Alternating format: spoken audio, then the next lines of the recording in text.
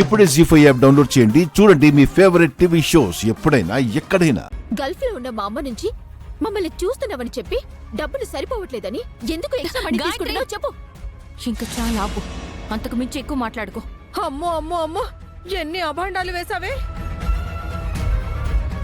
చిన్న ల్యాప్టాప్ అడిగిందని ఇన్ని మాటలు అంటావా? నేనేవి కల్పించి చెప్పలేదు, కట్టు కదా అల్లి చెప్పడం లేదు. నేను చెప్పే ప్రతి మాట సత్యం. గాయత్రి, ఇక చాలా ఆపు. ఏంటే చూస్తున్నావు? నీ వల్ల ఈ ల్యాప్టాప్ వల్ల నేను ఎవరి చేత అనిపించుకోనని మాటలు పడ్డాను. మనకు అవసరమైంది ఇది దాందంట, దానికి ఇచ్చేయి. ఇచ్చేయి ఇచ్చేయమన్నానా?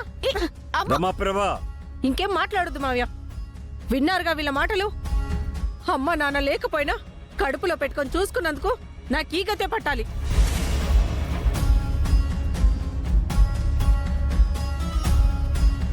మీరు డబ్బులు ఇస్తే గాని మేము బతకలేం, అదేగా మీ ఉద్దేశం? అది కాదు పిన్ని, అదేదో తెలియక వాగింది. నువ్వు దాని మాటలు పట్టించుకోకు. మీ చేత పనులు చేయించి రాచి రంపన పెడుతున్నానంట. అమ్మ రమాప్రభా, అదేదో ఆవేశంలో అన్న మాటలు అవన్నీ పట్టించుకుంటావేంటి? అది కాదు మావయ్య, ఇది మాత్రం ఇన్ని రోజులు ఊర్వశి ల్యాప్టాప్ వాడుకుంది. దీని ల్యాప్టాప్ అడిగితే మాత్రం నోటుకొచ్చినట్టు అనిస్తుందా? అది మన అనుకునే కదా దీని ల్యాప్టాప్ అడిగింది. బయటి వాళ్ళైతే అడుగుతుందా? మేమిన్నాళ్ళు చూసుకున్నందుకు మాకిలా జరగాల్సిందే. మంచితనానికి రోజులు లేవు. గాయత్రి, ఆ ల్యాప్టాప్ ఊర్వశికి ఇచ్చేసే. అక్క, గాయత్రి, అక్క చెప్తుందిగా, ల్యాప్టాప్ ఇచ్చేయి. అది కాదు తాతయ్య. నా మాట మీద గౌరవం ఉంటే ఆ ల్యాప్టాప్ తనకి ఇచ్చేయి.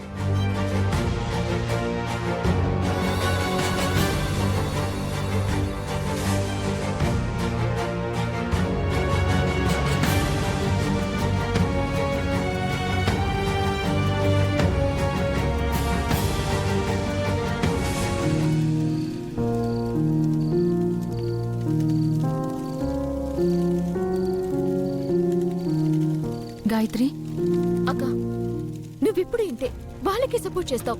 మనకి వాళ్ళు తప్ప ఇంకెవరున్నారే? వాళ్ళు లేకపోతే మనం బతకలేమా? మనకి ఇంట్లో ఉండాల్సిన కర్మేంటక్క.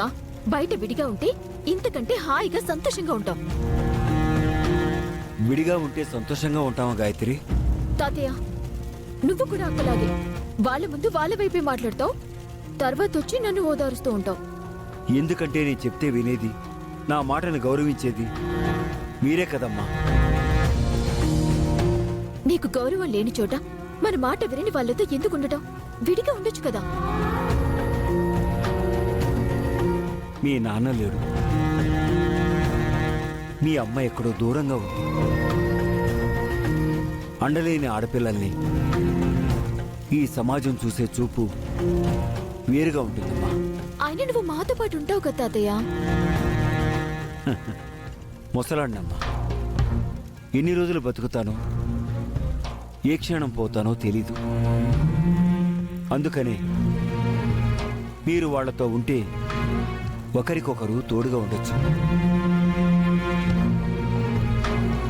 నా మాట వినమ్మా.